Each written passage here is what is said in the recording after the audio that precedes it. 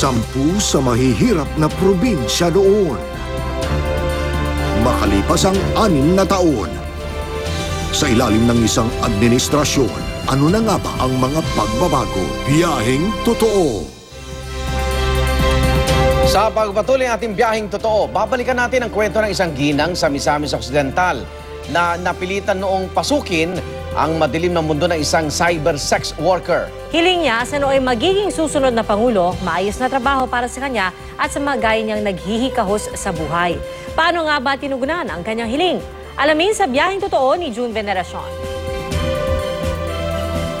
Nang huli akong magpunta sa Misamis Occidental noong 2009, isa ito sa mga mahihirap na probinsya sa bansa. May ilang gaya ni Paraluman na pilitang kumapit sa patalim. Mabuhay lang ang pamilya. Nagpapabayad noon para makipag-chat sa internet, kapalit ng pagpapakita ng masiselang bahagi ng kanyang katawan. Ang mensahe ko lang sa susunod na Pangulo ay mabigyan kami ng trabaho para mabuhay namin ang aming pamilya. Sa aking pagbabalik, may mga tanda ng pag-unlad. Base sa updated poverty statistics ng gobyerno, kung dati 4 sa kada 10 pamilya ang lugmok sa kahirapan dito, sa pinakahuling tala, 3 sa kada 10 pamilya ang mahirap. Noong 2010, June, ang tinitingnan namin ang mga root causes kung bakit naging one of the poorest province tayo sa the whole country. Sa ngayon, isa sa mga project natin is yung kuwan tayo ng economic zone. Sa ilalim ng Administrasyong Aquino, mahigit 36,000 pamilya na raw sa Misamis Occidental ang naging benepisyaryo ng programang Pantawid Pamilyang Pilipino. Isa na rito ang pamilya ni Paraluman. Sa ilalim naman ng Sustainable Livelihood Program, halos 17,000 pamilya daw sa probinsya ang natulungang magkaroon ng pagkakakitaan. Pero si Paraluman, hindi pa rin makaalpas-alpas sa kahirapan.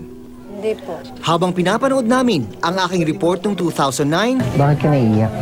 Ano ba nakikita ko yung anong ginagawa ko? Masakit para sa iyo?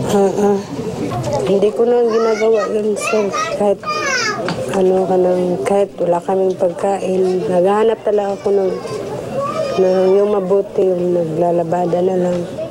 bagamat marami na ang may trabaho, ang inaasam na mas magandang trabaho, tila mailap na pangarap pa rin sa mga taga-probinsya.